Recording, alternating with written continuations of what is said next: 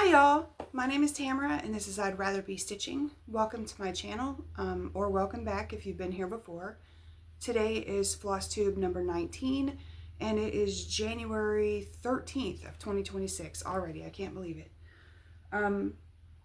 If you've been around a while, you'll know that usually my once a month updates are closer to every 5 or 6 weeks.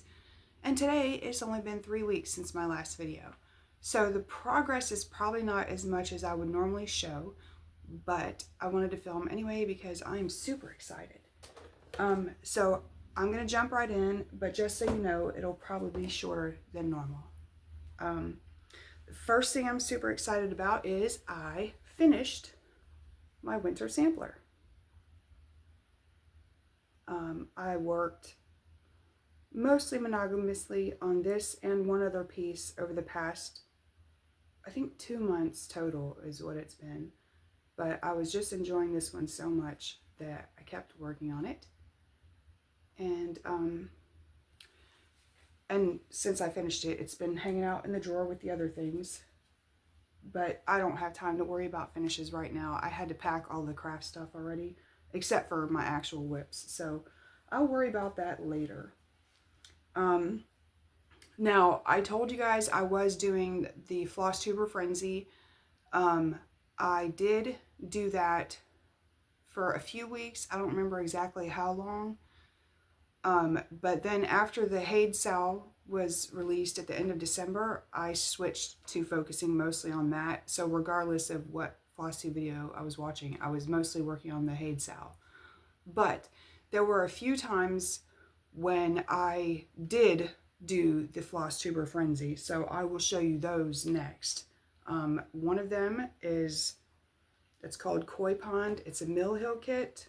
I'm sorry, I forgot the board again. I think I've even packed it. Let me see.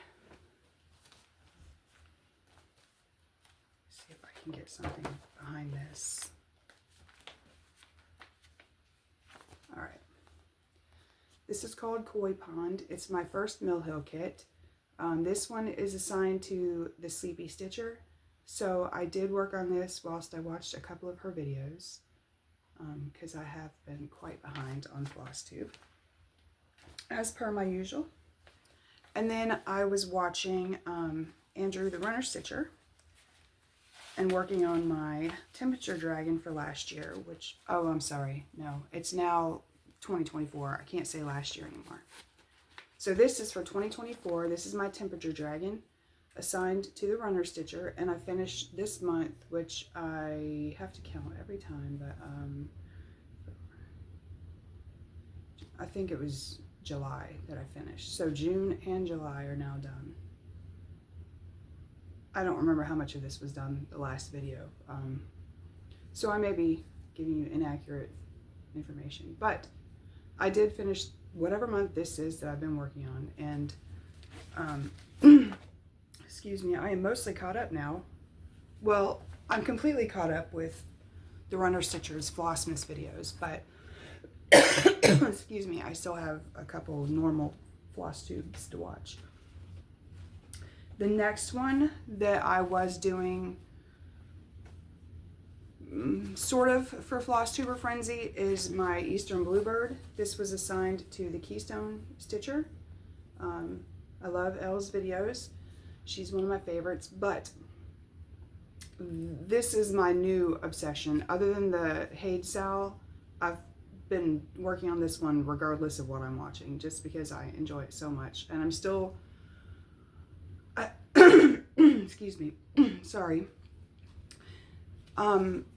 I discovered whilst I was working on the winter sampler that it actually works quite well for me to work on a big project and a small project and get a lot of progress on both of them, rather than switching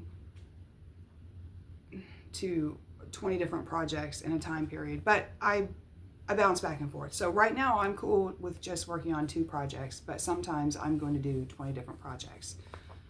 So right now I'm focusing on my Eastern Bluebird, regardless of what I watch, and I'm focusing on the Haid Sal, which I will get to in a minute. The next whip I've been working on is Water Lilies.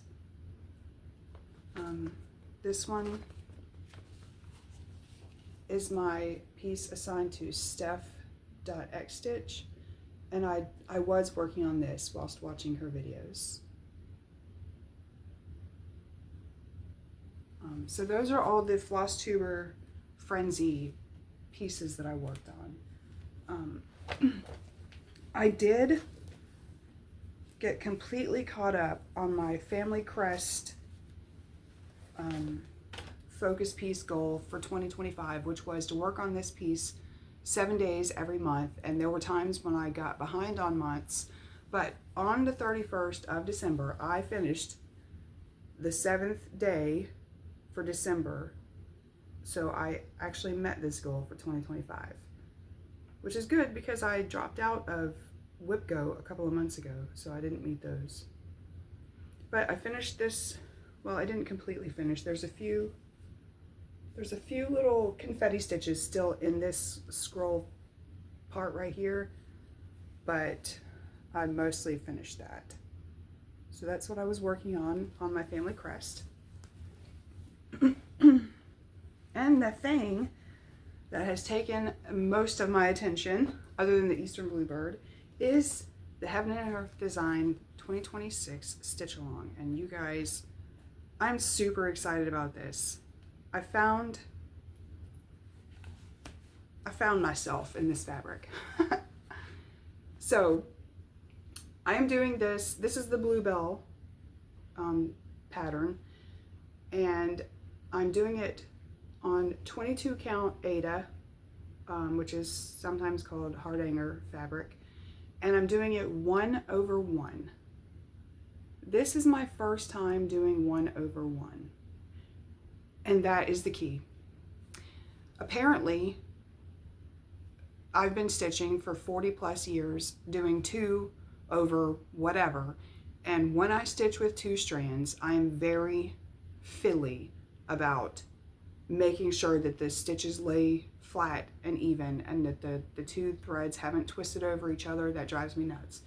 So I spend the majority of my stitching time laying the stitches flat, and that apparently is what makes me stitch so slowly, because I started this the day after it was released, because I didn't realize until late at night that it was released that day. So technically I started the first night, but I only did like 10 stitches. But the next day I worked in full force on this piece. Last night I hit 2%, guys. I have never ever stitched so fast on a full coverage piece. This, with 1 thread, it is amazing how fast I can stitch. So even though it's already at 2%, there's so many days that I have not picked this up and worked on it. I have literally spent most of my days working on this Eastern Bluebird because I'm so into this right now. And if I keep just 1 small alongside this and switch between the 2, I will keep getting these finishes to bring my whip count down, because my whip count is ridiculous right now. It's like close to 50. So I'll bring the whip count down gradually like that, but I will also be working toward finishing the Haid Sal this year. And I've decided I don't really care if I don't fully complete this, because if you complete the whole pattern, you get your choice of 1 of 3. And I really liked the one that was a crane or a heron. I'm not sure what kind of bird it was, but it was really pretty. But the more I look at it, the more I know that I would hate stitching all of those really light colors. So I think I've pretty much decided just to do the 6 full pages on this, so that I will get the other 11 charts that you could originally choose from. Because I did like several of those, and also I really wanted the Amy Stewart exclusive pattern, which they already gave to us, and I wanted some of the bonus patterns, which they already gave to us. So 6 pages is all I need to do really on this to meet all of the things that I want. So that's what I'm working toward. I did the math. It's only 90 stitches a day, which I can stitch super fast. So I am keeping track though, and I am at 2%, which is, I think I actually did like 1,877 stitches or 1,878. This pattern I have in Pattern Keeper, so I'm really getting a little better using Pattern Keeper by working on this, because prior to this, I had only used Pattern Keeper for just a few minutes on the Hogwarts piece and a few minutes on the Wind Moon Fairy, which I haven't even worked on at all for 2025. So, but I'm loving this. I'm super loving this. I'm very excited about this. The colors are just gorgeous. This right here, there's like 4 or 5 colors in this, and that's just background, but it's so pretty. And these are the first 2 bluebells of the pattern. So I love it. I found my sweet spot. It's apparently 22 count 1/1, which is good, because going into haul, there were patterns on Thread Geeks. There were a lot that were being retired, and there were some of them that I absolutely loved, and I was just like, I really shouldn't be spending this money right now, because we're moving. If you know, you know. We are in the middle of moving out. So I debated for several weeks whether or not I should actually get them, but I went ahead and gave in pretty much at the last minute. I'm going to tell you why. It was buy 2, get 2 free. There were 5 patterns that I loved, and I looked at them over and over again. Several days I just open them up and look at them and try to decide, and I couldn't get it down to 4 patterns. Well, when it was almost time, I think it was like just the last few days of December, they changed the sale to buy 2, get 3 free. And I'm like, okay, I can't resist that. To me, that's an absolute sign that I needed to buy those patterns. So I don't have physical copies of them. I'll put pictures up. And I don't have notes today, so I don't even remember the names of the ones. I think one is called Checkmate. It's a wizard and a dragon playing chess. I love this piece. Every time I see it, it makes me think of my older son, because he is really good at chess, and also he was always very into fantasy and stuff. So this makes me think of him every time I see it. Then there's one with a dragon sleeping on the moon. I don't know what that one's called. I don't remember. There was one with a lady floating in the water. I think it's called Floral Release.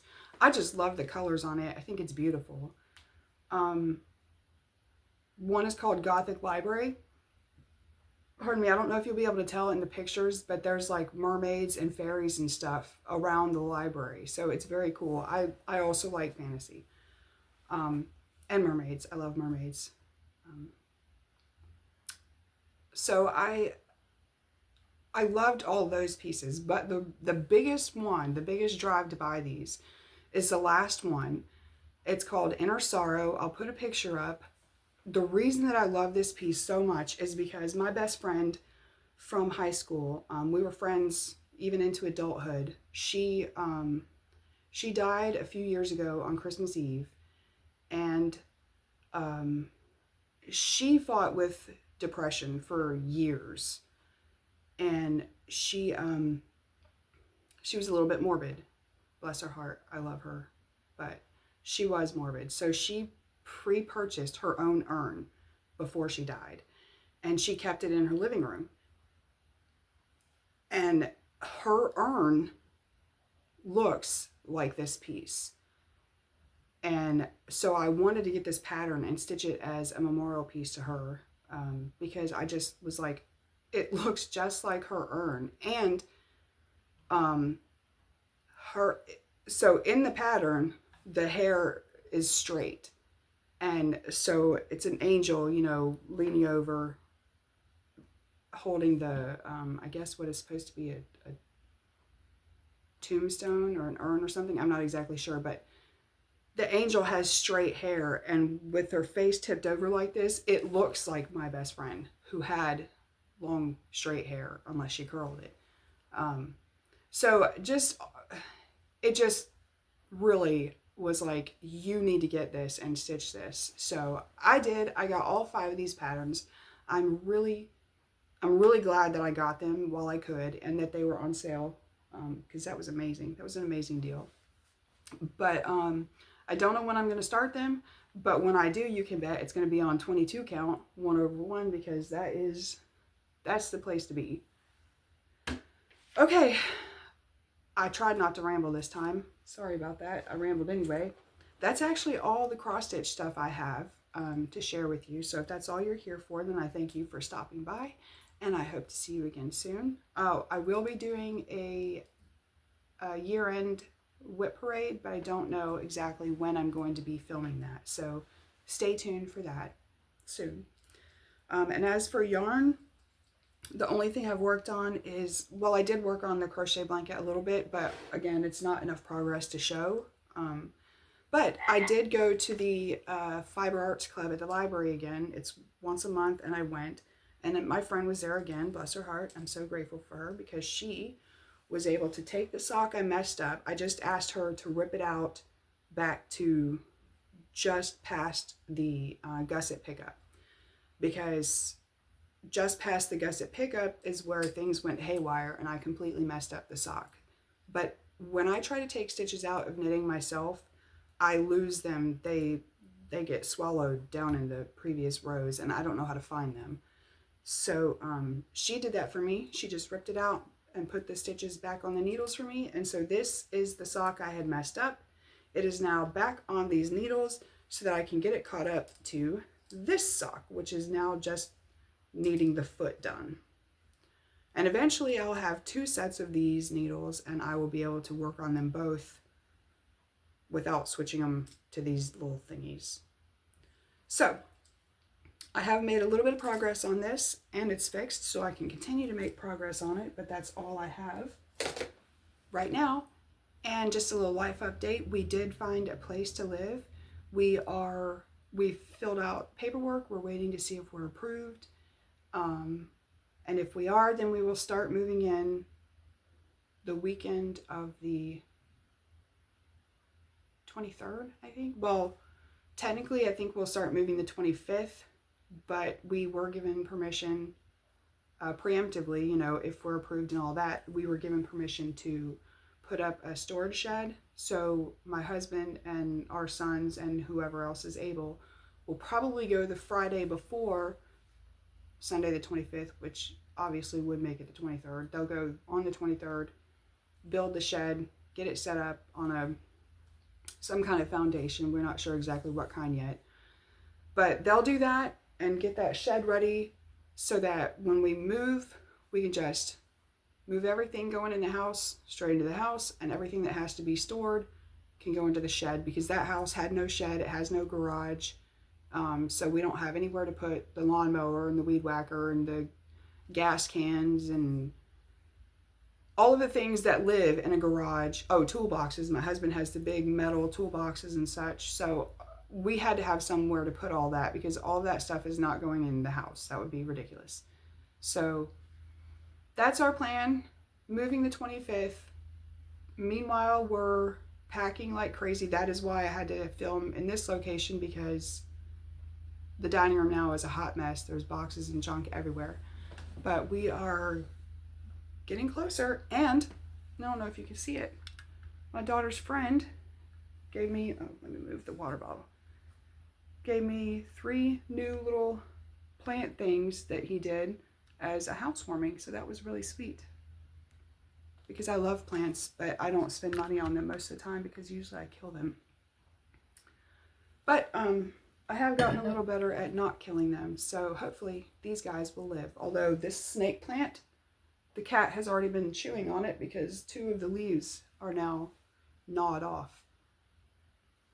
So there is, in the place that we're moving into, hopefully, there is a window right by the kitchen counter at the end of the kitchen sink, and there's dead space back there because of how the sink is oriented. And I'll be able to put the plants along the window right in the sun, which I have not had that ability for well, actually forever. I've never had a window that actually faced the sun that actually had a place to set plants, because sometimes there were no ledges and sometimes there were no windows that faced sun. So, and they have to be out of the cat's reach, because at our last place I found out I had a bookshelf in front of a window and to put plants on it, and that's when I discovered that our cats would eat the plants. So, but our cats don't get on the kitchen counters, so I think that these will be okay once we get moved if I put them on the kitchen counter. But they'll be in a window and they will hopefully live, and I'm trying very hard not to love them to death, not to overwater them or fiddle with them too much, because I think that's how I usually kill them. But anyway, that is all the progress I have for you guys today. Thank you so much for joining me. Like I said, stay tuned for a year in Whip Parade. I am going to do that, but I don't know what day yet. So please like and subscribe and share the video to others who might not have found me yet. And thank you so much for joining me. Bye, y'all.